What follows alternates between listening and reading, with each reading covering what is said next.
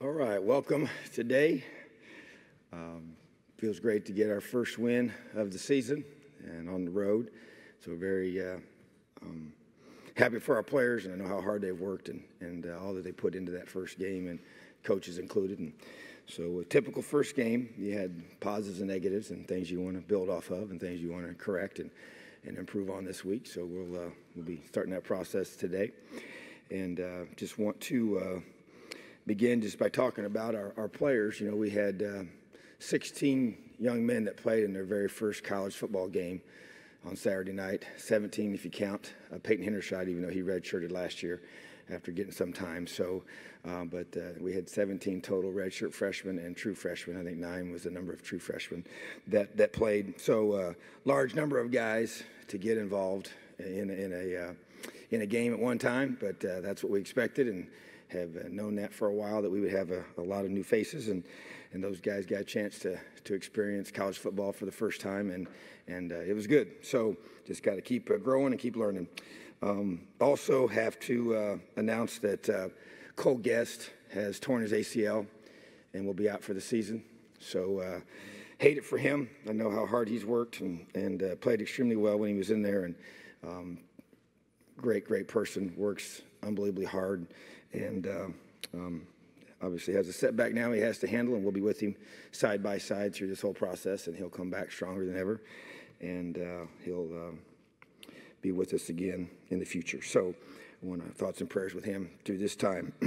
Also want to acknowledge our NFL guys. Got 11 players currently that are on rosters now, and really excited for them. And I won't go through all their names, but I know there's many that have just got opportunities, and several that are continuing to play and representing Indiana University each and every weekend on the NFL level, and doing a great job. So proud of those guys and what they're accomplishing after leaving our program.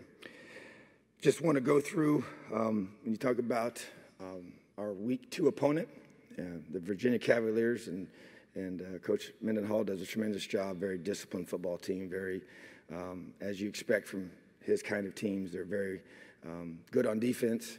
They've added a new dimension offensively with a junior college quarterback that is a very gifted athlete that can beat you with his legs and his arm. And that was obvious in week 1. And his name is Bryce Perkins. And so he's got our attention very quickly.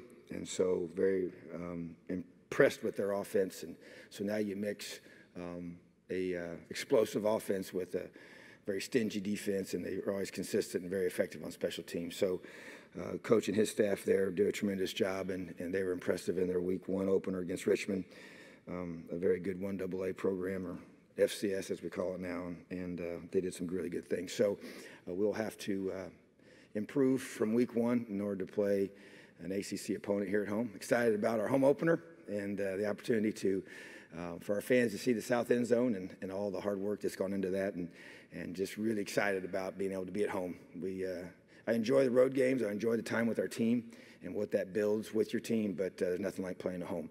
And this place is special, and our players recognize that, and we're expecting a big crowd on Saturday night, and really looking forward to being able to get this season started at home and continuing to improve and progress towards our goals. Any questions?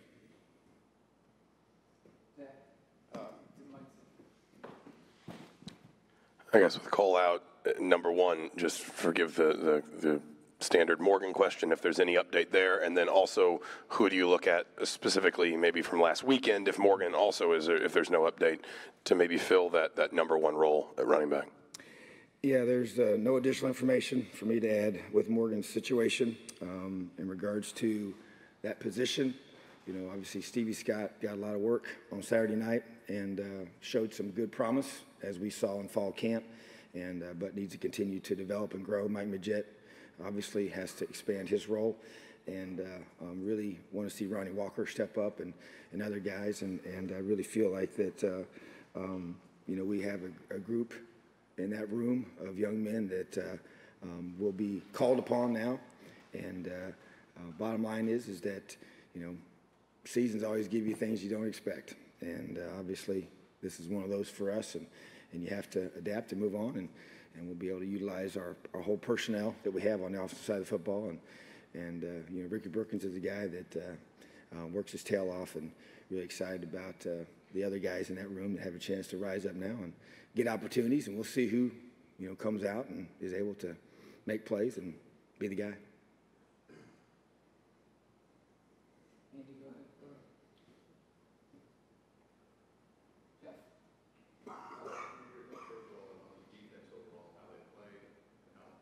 Getting the turnovers and especially scoring off the turnovers? Yeah, I thought that, first of all, I did not think we played well defensively. After watching the film, I obviously saw it live and didn't feel great about it. Really disappointed in our fits. I know we got a lot of new faces. I get that. That's part of the growth. And I expected to have some of those issues, but I felt like there were too many, and just didn't feel like that we were able to get off the field. Now, I will say this. They were 5 for 12 on third downs, and 3 of those 5 conversions were off of penalties. So they really converted 2 on their own. And 2 of those 3 penalties, I would, highly, contest to say that those were tough calls to take, in terms of against us. But we're going to play a certain style of defense, and there's going to be some of those. I get that. So third downs wasn't bad. We didn't get our third down goal because of the penalties that gave them a couple that I didn't think they should have been given. Did not feel like that we did a good enough job on first downs. That to me was probably the biggest issue, getting them in manageable situations, and created too many third and mediums and third and shorts that are hard. Did not feel like that in the red zone we played to the level that I know we have to play at. But I will say that it was a very deliberate process. We didn't give up a ton of big plays. They kind of just dinked us a little bit, and we made them earn it. And especially that last one, it was like that one drive was an 18-play drive, and you want to get off the field for sure. But with the lead that we had, you want to make sure that you're maximizing, burning up the clock as well in terms of you don't want to just give up a cheapie. And so our guys were keeping things in front of them and tackling pretty well. But overall feel like that, we just got to get a lot better, and I expect we will.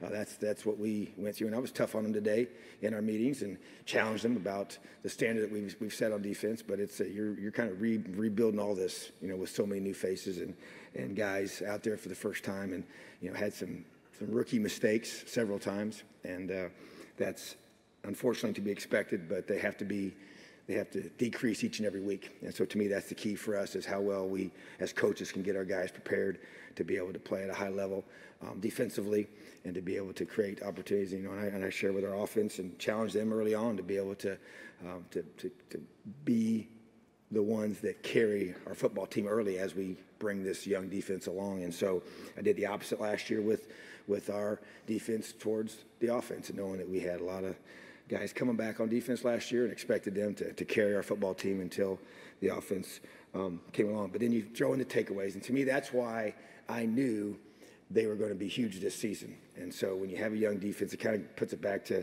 when I first got here. That was how we were able to create things and change field position and create momentum for our offense and for our team, is the takeaways. And it was definitely true on Saturday night. You're getting the 2 fumbles and the interception. Then when you get a pick 6 and you end up scoring on defense, that's when it really, magnifies itself, and you're really, really thrilled about what you're doing on that side of the ball. So created the momentum that we needed at that time in the game to go up by a score and be able to get our offense in great position and get that momentum and that sideline into it. So was encouraged by that. I just feel like that's what we got to keep doing. We're just raking at the football. That first one was a caused fumble by Jonathan Crawford as he raked at the football on the sideline, and then Monster there was the one that was able to recover it, Devon Matthews. And so really, cannot emphasize enough how we got to keep getting takeaways. Got to. That's a big part of what's going to help us be successful this year. They seem to have a pretty legit front seven the other night. How'd you grade the offensive line? Did you see enough? Did you want to see more? What was your reaction? Yeah, their D-line was I think the strength of in terms of just talent, it was their most talented group by far. And so, and then after watching the film, and there's a couple of those guys were new. We didn't know. I knew they were talented players. Hadn't seen them play in person, and they were impressive. But I told our offensive line and told our coaches. I was disappointed in our offensive line, even though they did okay. I did not feel like they finished the way I wanted to finish blocks, finish the drives. Just, it was not to what I want to see. I felt like that they did a lot of good things. We rushed for over 200 yards, but still, 3rd and 1. I want those 3rd and 1s. Those we have to get those 3rd and 1s, and that's what I expect, and that's what we're going to be. We have to be able to do, and it was lost a one-on-one battle up front, which was the cause of that one on a critical situation when we want to be able to stay on the field, and get those key first downs. So I would say it was a solid performance, but it wasn't what I expect out of that group, which I've said from the beginning is the strength of our team, and I want them to own that. I want them to take it personal, and I want them to elevate their levels of play and rise to another level of being able to dominate on game day for 60 minutes. And I know we had some long drives, and it was very hot, and you can prepare for that heat all you want, but we don't live in the South, and I know that, and I've lived down there long enough. It's just different. And fortunately, it was a night game, which helped. But night in the South is different than the night here, and so the humidity is completely different. So there was the fatigue did start taking its toll a little bit, but that's part of it. We knew that, and that's why we played a lot of guys. And fortunately, we were able to come out on top. But I think our O-line got a little fatigued, and that's something we've got to just continue. And we just talked about too, just playing yourself into. You don't ever have 12, 13, 14 play drives. In practice, you really don't. Sometimes you might go, some longer, but unless you do a scrimmage, which you only do 2 really full ones in the fall camp, you never get those opportunities. So playing those guys into playing shape as far as those long of a drive for the offensive line, I think is critical. Defensively, you usually, sub those guys all out, and so it's a little bit different on that side of the ball, but offensively, you often do not up front. And so just want to make sure that those guys are just continuing to get better. I want them to have an edge about them and play at a certain standard that we have. And I just feel like that we played good, but not great. I want to be great. Forgive another one that you're probably tired of getting questions about, but I don't know if we quite asked this after Brandon left. You talked about really kind of possibly targeting Michael for the 4-game redshirt rule. He's already played 1 game now. Do you envision maybe him being a guy that you turn to for more than 4 games this season? Maybe it's just a regular part of the game plan, or would you still like, maybe at least for now, like to try and keep him protected? It's still early to see what's going to unfold, but I do think there's a little different dynamic when you have, looking at Michael as the number 2 quarterback, and so he needs to be ready to play, and that was by design. And so he played 2 series in this game, and I think it's 20-some snaps, and Peyton played 62 snaps, and so I felt like that we needed to get him in and be able to play, in that kind of environment in a game day situation. So, but yeah, we haven't made the final decision on that as far as the whole redshirt component, but he is the number 2 quarterback right now, and so those guys are often the ones that have to be ready to go, on a moment's notice. So I would we'll see how the future unfolds on that, but he obviously got in there, did some great things, and proved that he's a capable quarterback at this level, and showed a lot of poise and good execution. And we tried to keep things, in a way that he could just slowly build and develop and grow. And I think he passed his first test. On Bryce Perkins, you mentioned what he's capable of. I think it was 108 yards rushing, 185 passing. Is there one of the two that worries you more than the other? And just what's really stood out to you beyond the numbers as far as how he got some of the plays that he got? Well, the thing that sticks out to me, he's 6'3", 215, 20 pounds, and he can run. And he took that football and just split the defense right down the middle on 50 yards, and he's fast. So great athlete. Throws the ball good enough you have to honor that. I mean, he's a really good quarterback, and he's big and strong. And so really impressed with his physical attributes and the way he's got weapons around him, and really impressed with their receivers and running backs. Runs extremely hard. And so he will create a definite challenge for sure. It's a totally different football team than we played last year offensively. The quarterback last year was his ball control. He was not a runner, very accurate, and really just a completely different philosophy that they approach their team with now, with a different type of player at the quarterback position. So very much, a lot of respect for us for Bryce Perkins. At the end of the first half, you had an opportunity maybe to kick a 47, 48-yarder. Was that the distance? Was that too long maybe for your? Yeah, here's what this actually, and we talked about that as a staff, and I had really, unless we got the ball inside, we had a headwind at the time. They had gotten a lot of push in the interior, and if you recall, that we had not kicked a field goal up to that point. And so I did not want it to be his first field goal would be in that kind of environment, in that situation. So unless we got the ball well inside the 25, we basically were just going to – we did not want them to get the ball another snap. We knew we were going to get it in the third quarter. So in some ways it was a little bit of a conservative type approach to the way we ended it. Actually, the way I did it was I had told the official I was going to call timeout with 20 seconds to go. And I called timeout, and then I look up, and there's 15 seconds on the clock. And so I talked to the officials about it, and they're just like, there was no real answer for that. So they did not choose to put those 5 seconds back on the clock. And so, but bottom line was, unless we were going to get the ball inside the 20 area, I was not going to kick a long field goal for that being. I didn't want to get a blocked field goal and give them any momentum going at halftime. I felt like we had a chance. We had some bigger receivers to try and take a shot at the end zone. I wanted to get 2 shots in the end zone was kind of my initial plan. And to try and get, and I thought that the one we did throw at the end to Nick, I want him to go up and get that ball, so, but they didn't. And so that was kind of how I played that out. I was really, it kind of was multiple reasons. The headwind was number one, and then, they were getting a real good push, and so long field goals are low, typically, and I didn't want to create any momentum for them going into halftime. Coach, after the game, you gave the game ball to Matt Stouter. Can you talk about what that moment was like in the locker room? Yeah, I tell you, a pretty special moment. He's been through so much, and it was the 1-year anniversary of the passing of his dad, and then obviously we all know what he's dealing with now with his cancer battle, and so just a really special young man that absolutely loves this university and our program, and even though he doesn't feel great after treatments, he comes to practice, doesn't miss.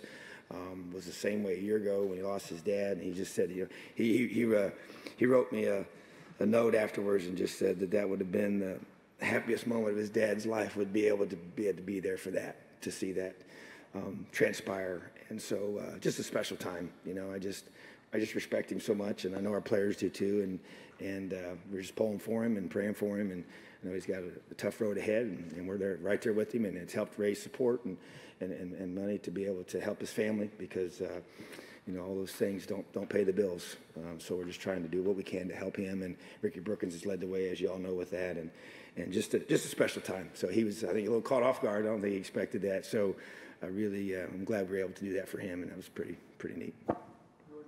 You mentioned disappointment defensively. You had 12 different players play on the defensive line. How much was it the defensive line's issues that caused that disappointment? Well, I didn't think they played their best, nor did the linebackers. I think that those, especially, I was really disappointed in linebackers, and that's an area that I focus on and put my eyes on. And Coach Womack and I spent a lot of time these last couple of days looking at everything and challenged them this morning in our meeting and challenged the defensive line. And so I think it was a combination of those two groups that to me didn't play to the standard that we want here, and be able to secure their gaps and play with discipline, and there's no question they did some things that you don't prepare for, and you have to adjust, and when you get that many new faces, and we have a lot of new guys and rotating in on the D line, a lot of new linebackers playing, and it does, you're going to have some. I just felt like it was too many. I expected some of that for sure, but I just felt like that we just didn't play with the discipline of our fundamentals fits that you have to do, and so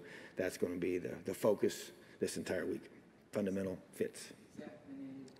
You opened up talking about a lot of the new guys, or guys that played for the first time, played meaningful snaps for the first time. As you went back through film, were there a small handful that maybe surprised you, guys that maybe played a little bit above what you thought they were capable of, or anything like that? Yeah, I think overall, I feel like that, a guy that stuck out to me, Peyton Hendershot is one that I know he has played, but redshirt last year, and just the challenges I've given to him in the last, several months about elevating his game, I really was encouraged to see his progress and the way that he performed confirmed why we named him the starter. And I think Matt Bjornsson is another one that really sticks out to me and has kind of impressed me, maybe surprised me in some ways. Didn't know if he would be able to contribute this much this often or this early in his career, but really does a good job. I think Stevie continues to be a guy that we really didn't know if he'd take hardly any snaps at all this year. He was injured his senior year of high school, didn't play a lot that year. Played both offense and defense, so it wasn't like a seasoned guy, and so I've been encouraged by him. And I think Ty Freifel was another one that's continued to elevate and keep getting better, and did have a good fall camp, and excited for him. And I feel like that those are key guys. And Jalen Williams, is another one that jumps out to me, making plays, and I just feel like that he really will be a very, very special player. Devon Matthews, who we call Monster, is another one that really sticks out to me, to be able to continue to develop and make plays and grow. And I thought Reese did some good things, and we expect him to make plays, and want to see that continue to grow there and develop. And so, but to me, those are a lot of the key guys. I think that it's going to take all of our guys. And to me, when you talk about first-time performers, Logan Justice to me was a guy that had never kicked in a game. He's 5 for 5 on PATs. He kicks a 36-yard field goal, and just really encouraged by his poise and consistency there, which is what that position demands. And so those are the kind of the guys that stick out to me. I thought Michael Penix was very poised for his first opportunity to play, and I think those guys were good. Now, this is my fault, but I didn't go through and give the players of the game, and I want to make sure I do that before we get out of here. But Donovan Hale was our offensive player of the game, and his 2 touchdowns were big, and multiple catches, and just playing in a manner that I know he needs to play at and have challenged him to play at, and with his size and athletic ability. Jonathan Crawford defensively has the 2 takeaways, and then just the overall consistent leadership in the back end was our defensive MVP, and special teams was Logan Justice, as you would expect. And then scout guys who we totally rely on and cannot get ready for game week without them. Zenden Dellinger is offensive lineman from Fort Wayne Snyder, has been really developing well and working hard. David Felton and TJ Ivey, also guys that have impressed us and done a great job, working hard and giving our defense a great look. And then on the defensive side of the ball, for Scout Player of the Week was Sam Slusher. And he was also the special teams Scout Player of the Week. He's actually blocked multiple punts in practice. That's including from fall camp on. And really encouraged by how hard he's played. He's a young man out of Greensburg here in Indiana that's a walk-on here that is very athletic and has caught our coach's attention. So really encouraged by these young guys and how hard they're working and how they'll help us get better every day. Next question. Just 2 quick ones. Donovan Hale, is he able to practice every day now, or are you still kind of watching him? We still have a pitch count on him, to be smart with him. And I think as long as we continue to do that, I think that will allow him to be able to be, the whole objective is that he is full speed on game day. And so it's really kind of us being able to work with our strength staff, our training staff, and Coach Hurd as they communicate with Donovan and be able to know exactly how he feels each day. And then based on that is how we determine how many reps we want to get. So we got to get him ready each week, and that's what we've done all fall camp. And because it's kind of one of those things where it's just, it is what it is, and you have to just kind of manage it. And I think that's kind of how we've approached it from this point on, and it's been working well. And he played to a high level, and that needs to continue. And Reese Taylor played both ways for you. Is that going to be a regular thing? Well, I will say this. He's going to be on the field for sure, and obviously the situation with Cole, we have to be able to continue to grow offensively and distribute the football. And so I would expect to see his role on offense to expand, and be able to do that. So we'll see what he can handle each and every week. But I do know that the few times he touched the ball, he's got a chance to make things happen. And I think he's a special player. So that will continue. Great. Thank you. Have a great day. Elio.